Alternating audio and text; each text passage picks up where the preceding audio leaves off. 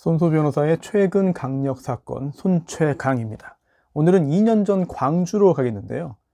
사람이 사람을 죽였습니다. 그런데 단순한 사건은 아닙니다. 여러 가지 생각을 하게 만들어요. 안타깝기도 하고 딱하기도 하고 참 측은하기도 하면서 또 화도 나는 여러 가지 생각을 하게 만드는 강력 사건입니다. 자, 등장하는 사람은 일단 2명이고요. 이해 안 되는 측면도 대단히 많이 있어요. 이 사건 어떤 일이 있었는지 쭉 한번 보시면 각자 느끼는 것들이 좀 다양하지 않을까라는 생각이 듭니다. 사람이 사람을 죽였는데 둘 다 여성입니다. 둘 다 여성이고요. 둘 다 40대 초반입니다. 20년 전에 이 여성들이 처음 만났습니다. 공장에서 일할 때 만났는데요. 자, 그러면서 2011년 7월 말경부터 광주 광산구에 있는 한 아파트에서 함께 살게 됐습니다. 이거는 그 피해자, 사망 당시에 40세였던 피해자의 아파트에 이 가해자가 와서 함께 살게 된 겁니다. 뭐 얹혀 살았다 이런 표현을 하기는 좀 어려워요. 함께 살게 됐습니다. 자, 그런데 안타깝게도 함께 살게 된 지 3년 조금 안 된 2014년 5월에 이 피해자가 전남대병원에서 난소암 진단을 받습니다. 그리고 제대로 된 치료를 받지 못해요. 또는 받지 않아요. 경제적으로 매우 어려웠기 때문입니다. 그러니까 암이 생겼는데 제대로 치료 안 하니까 염증이 굉장히 좀 심했고요. 그리고 또 갑상선 항진증까지 나오면서 고통을 크게 겪었습니다. 자, 이런 상황에서 이 둘 사이에 이런 일들이 있었던 거죠. 사람이 사람을 살해하면 살인죄가 됩니다. 그런데 이 조금 특별한 살인죄들이 있어요. 우선 촉탁살인죄, 승낙살인죄가 있습니다. 승낙살인죄는 말 그대로 승낙을 받아가지고 살해한 거고요. 촉탁살인죄는 부탁이라고 보시면 됩니다. 네, 부탁을 받아서 누군가를 살해하면 이거는 촉탁살인죄가 되는 건데요. 그 외에도 자살교사, 자살방조도 있죠. 살인죄의 법정형은 우리 법상 사형, 무기 또는 5년 이상의 징역입니다.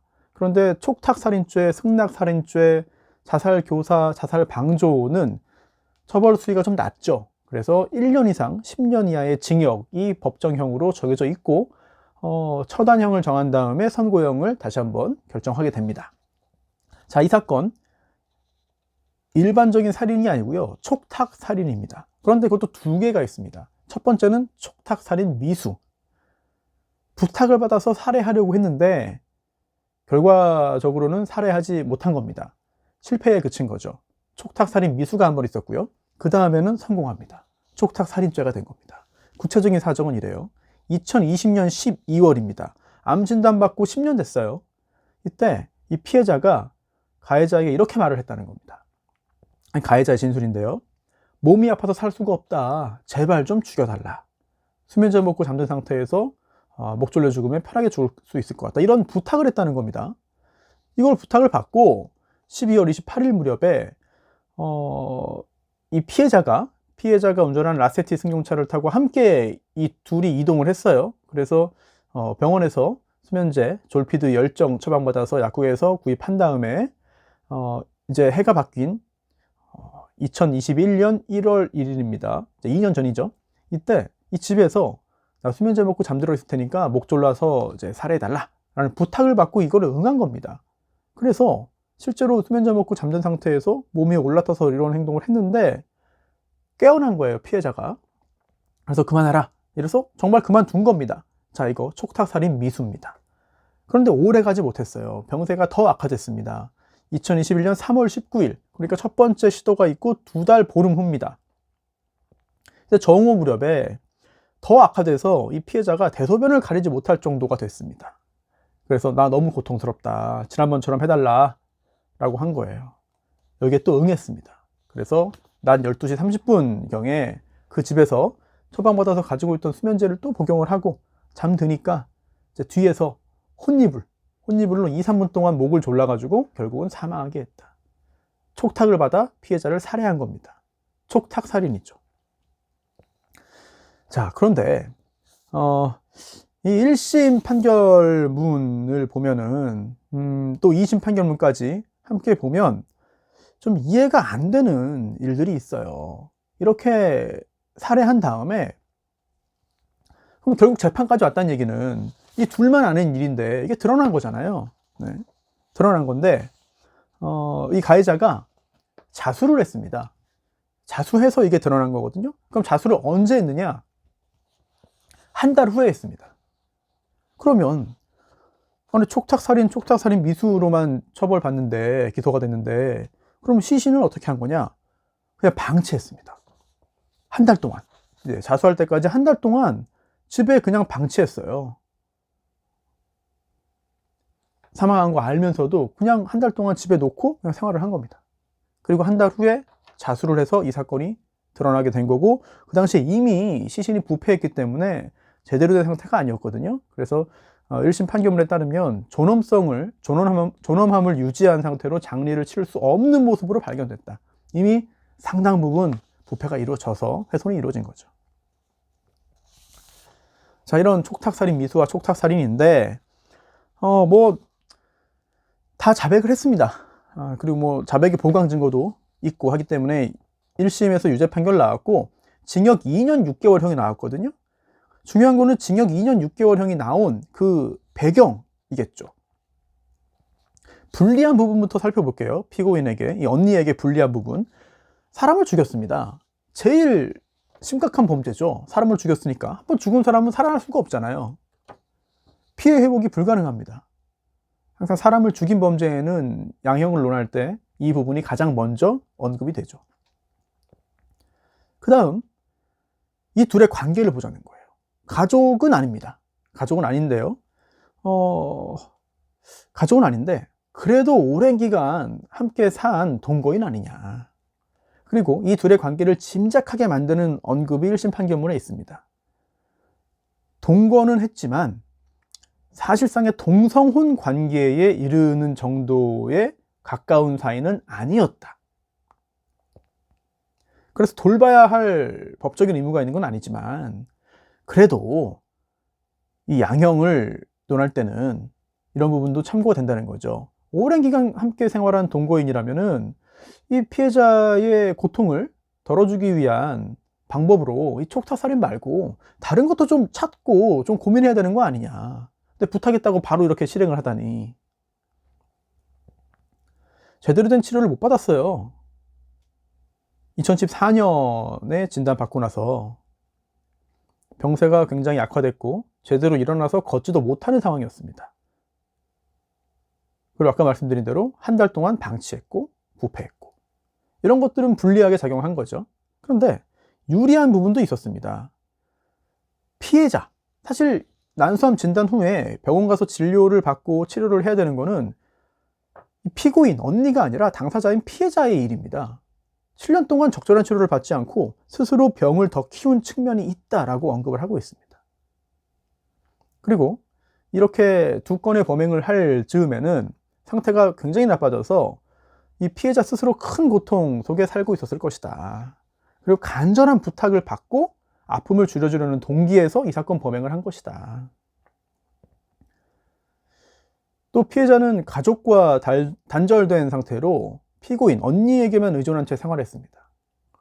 그리고 피고인도, 언니도 자기 능력 범위 내에서는 돌보기 위해서 애썼을 것이다. 그리고 동생의 간절한 부탁이 아니었으면 살해할 이유가 없다, 동기가 없다, 다른 동기가 없다는 거예요. 또 하나 중요한 사항이 바로 코로나19입니다.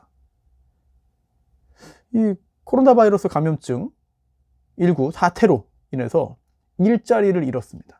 일자리가 뭐였냐? 노래방이었습니다. 그래서 함께 살면서요. 동생은 아프니까 거동도 못하는 상황이고 언니가 노래방 가서 돈을 벌어와가지고 그걸로 살았다는 거예요. 그런데 이 코로나 사태 때문에 일자리가 없어져가지고 1년 이상 제대로 돈을 못 벌었답니다. 매우 궁핍한 생활을 했다. 결국 병원에 데려가지 않은 거는 이러한 경제적인 사정도 영향을 미쳤을 것으로 보인다. 또 유리한 상황이 있습니다. 바로 유서입니다. 유서. 이 피해자 동생이 생전에 쓴 유서가 있어요. 여기 이런 언급이 있습니다. 언니에게 힘든 부탁을 했다. 언니도 피해자다. 결국 선처해달라는 의사로 해석된다는 거죠. 그리고 아까 말씀드렸듯이 자수했잖아요. 전과도 없습니다. 전과가 전혀 없어요. 게다가 첫 번째 촉탁살인 범행은 피해자가 깨서 그만하라고 하니까 정말 그만했습니다. 미수에 그친 거죠. 이렇게 여러 유리한 정상들이 있어요. 이런 걸 다 두루 고려해서 비록 사람을 죽였지만 부탁에 의한 것이고, 또한 여러 가지 사정을 감안해서 징역 2년 6개월형에 처하고, 살인 도구죠. 네, 혼이불은 몰수했습니다. 뭐 큰 의미가 있는 건 아닙니다만 혼이불은 몰수했습니다. 자, 여기에 대해서 징역 2년 6개월형에 대해서 항소합니다. 누가? 이 피고인 언니가 항소했습니다. 항소 이유는요, 형이 너무 무겁다는 거예요. 징역 2년 6개월형이. 그리고 광주고등법원에서 2심 판결이 이루어집니다. 이게 작년 2022년 2월 8일이니까 1년도 채 되지 않은 그런 최신 사건입니다. 2심에서는 이 나머지 부분을 다툴 수 없었고, 양형, 즉 형량 징역 2년 6개월이 타당하냐, 너무 무겁냐, 그 둘 중에 하나를 택하게 된 거죠. 검사는 항소하지 않았고요. 언니만 항소했습니다. 피고인만. 물론 사람을 이렇게 살해했기 때문에 엄중한 처벌의 필요성이 있고 실형 선고가 불가피하다라고 봤습니다. 그러면서도 잘못을 뉘우치고 있고 깊은 후회와 자책의 삶을 살아갈 것으로 보인다. 게다가 1심 판결문에 이 내용은 없었는데요. 이 피고인 언니는 동생이 암에 걸린 사실을 몰랐다. 자궁 근종이나 또는 갑상선 기능 항진증 정도로만 알았다는 거예요. 그리고 능력이 되는데 안 돌보는 게 아니라 자기 능력 범위에서는 최선을 다해 돌봤다는 겁니다. 여기에 더해서 이 피해자만 가족과 단절된 게 아니라 피고인 언니도 가족과 단절된 생활을 했어요. 그런데 돈도 못 버니까 1년 동안 매우 궁핍했다. 여기에 더해서 피해자의 가족들, 그러니까 동생의 가족들도 이 언니 피고인을 선처해달라라고 호소했습니다. 이런 걸 다 종합하면은 1심의 징역 2년 6개월은 너무 무겁다는 거예요. 2심은 그렇게 봤습니다. 그래서 원심 판결, 1심 판결을 파기하고 징역 1년형을 선고했습니다. 이게 확정됐거든요. 결국 이 사건은 징역 1년으로 형량이 정해졌는데, 이 사건을 살펴보면 일단 시신을 한 달 동안 방치했다는 점, 또 그 후에 자수했다는 점, 자수를 했다는 점은 이걸 어떻게 해결해야 되나 감당이 안 된 거죠. 뒷감당이 안 된 겁니다. 고인을 모욕하거나 또는 고인을 응징하기 위해서 시신을 방치한 게 아니라 감당이 안 됐던 거예요. 혼자서. 피해자 입장에서는 본인의 신체적인 고통이 너무나 크니까 이런 선택, 이런 부탁을 한 건데, 언니 입장에서도 이걸 들어줬지만 그 후에 대책이 없는 거죠. 네, 그런 상황으로 짐작이 됩니다. 또 암인 걸 몰랐다. 2014년에 진단을 받았고 거의 뭐 8년, 8년, 9년 이 시간을 암인 줄 몰랐다? 물론 뭐 본인이, 당사자가 말을 안 하면 모를 수도 있죠. 또 하나, 아까 말씀드린 동성혼에 이를 정도는 아니지만 뭐 동거인이었다. 이런 것도 보면은 참 세상에는 다양한 관계가 존재한다는 것을 다시 한번 확인할 수 있겠죠. 여기에 대해서 코로나19 사태가 정말 코로나19 사태로 인해서 큰 돈을 번 사람도 없진 않아요. 네, 하지만 많은 서민들은 생계에 직접적인 타격을 입을 정도의 여러 가지 불이익을 당했고 고통 속에 있고, 또 그때 그 경제적인 상황이 계속해서 지금 회복이 안 되는 경우도 있습니다. 보통 이제 모든 사람이 자기 위주로 생각을 하고 또 내 주변에 보이는 것들이 세상의 거의 전부일 거라고 생각을 하죠. 네, 그거는 뭐 어쩔 수 없습니다. 모든 인간이 다 비슷할 겁니다. 하지만 이 사건 보면서 정말 우리나라에 참 많은 사람이 사는데 각자 처한 상황도 다르고 또 그런 상황에 대한 대응책도 다르고 또 어디까지 생각을 해서 어떤 행동을 하고 어떤 결정을 해서 어떤 행동을 하는지 등등도 정말 다 다를 수 있다. 물론 법적으로는 유죄와 무죄를 판단해야 되고 또 유죄의 경우에는 형량도 결정해야 되지만 사회적으로 볼 때는 과연 어떤 것이 옳은 일인지, 또한 어떻게 했어야 하는지, 어떤 행동을 했어야 하는지 등등 쉽게 뭐 이것이 정답이다, 이것은 틀렸어 라고 말하기 어렵다는 점을 다시 한번 느끼게 됩니다. 네, 오늘은 약 2년 전에 벌어진 이 40대 동거 여성 사이에 벌어진 안타깝고 또한 끔찍한 여러 생각거리를 주는 촉탁살인 그리고 촉탁살인 미수 사건을 살펴봤습니다.